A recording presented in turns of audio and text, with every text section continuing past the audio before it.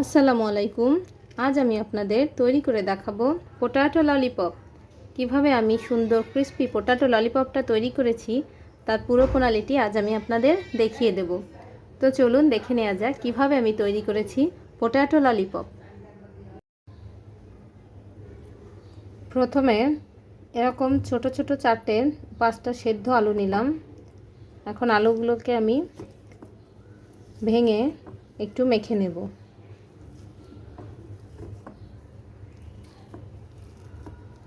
আলুগুলো খুব ভালোভাবে সেদ্ধ করতে হবে, যেন শক্ত না থাকে, একেবারে নরম করে সেদ্ধ করে নিতে হবে।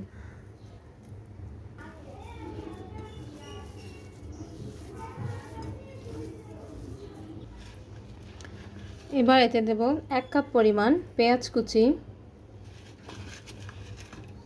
2 থেকে 3টা কাঁচা ঝাল কুচি, লবণ পরিমাণ মতো, সামান্য একটু হলুদ গুঁড়া, আধা চামচ পরিমাণ শুকনা মরিচের গুঁড়া, সামান্য জিরা গুঁড়া, সামান্য একটু গরম মশলার গুঁড়া। এবার দিব আধা কাপ পরিমাণ ব্রেড ক্রাম্ব। এবার ব্রেড ক্রাম্বটা দিয়ে আলুটার সঙ্গে সবগুলো উপকরণ একটু মেখে নেব।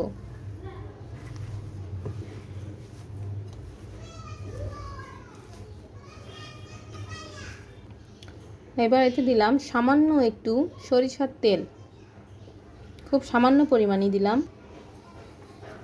এবার আবার একটু মেখে নিলাম।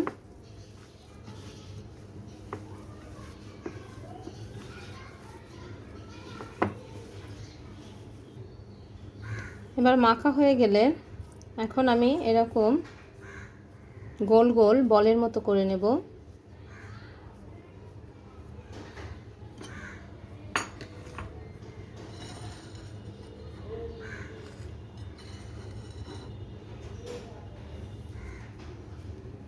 এরকম গোল গোল কিছু বল তৈরি করে নিলাম।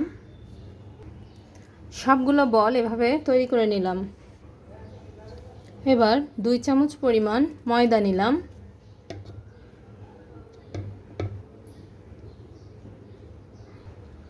এরপর এতে দিলাম সামান্য পরিমাণ একটু লবণ। এবার এতে অল্প পরিমাণ পানি দিব।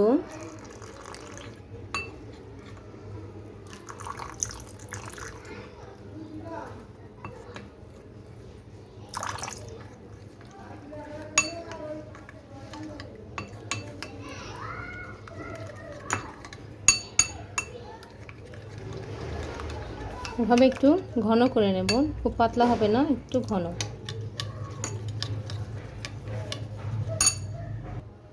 এবার একটা করে বল ব্রেড ক্রামে এই ময়দার মিশ্রণে একটু গুলিয়ে নেব।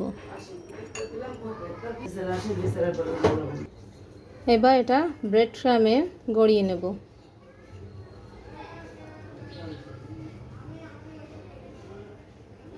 সবগুলো এভাবে আমি ব্রেড ক্রামে গড়িয়ে নেব। সবগুলোতে ব্রেড ক্রাম মাখানো হয়ে যাওয়ার পরে এটাকে আমি অন্তত 10 মিনিটের জন্য ফ্রিজে রাখবো। এবার একটা প্যানে আমি তেল গরম করে নিলাম। তেল গরম করে নেওয়ার পরে এবার আমি যেগুলো ব্রেড ক্রামে গড়িয়ে রেখেছিলাম বলগুলোকে আমি তেলে দিয়ে দিলাম।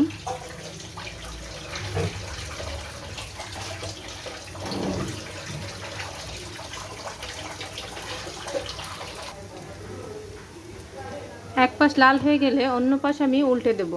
খুব লো হিটে আমি এটাকে ভাজবো যেন খুব সুন্দর ভাজি হয়। দেখেন সব পাশই লাল হয়ে গিয়েছে, এটা আর ভাজা যাবে না। এখন আমি এগুলোকে তুলে নেব।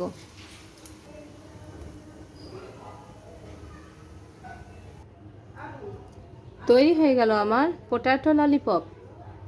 এটা বাসায় অবশ্যই ট্রাই করবেন। আশা করছি এটা অনেক টেস্টি হবে। দেখেন কতটা ক্রিস্পি হয়েছে।